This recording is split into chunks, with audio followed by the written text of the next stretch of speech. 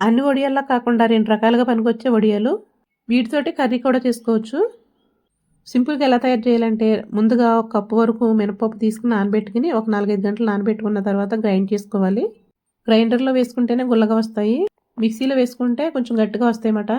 ఎక్కువ వాటర్ వేయకుండా గారెల పిండి కన్నా కొంచెం మెత్తగా ఉండాలి. చూడండి ఈ విధంగా. దీనిలో ఒక అర టీ స్పూన్ వరకు సాల్ట్ వేసుకుని, ఒక 4 పచ్చిమిరపకాయలు, 1 ఇంచ్ అల్లం గ్రైండ్ చేసుకొని వేసుకోవాలి.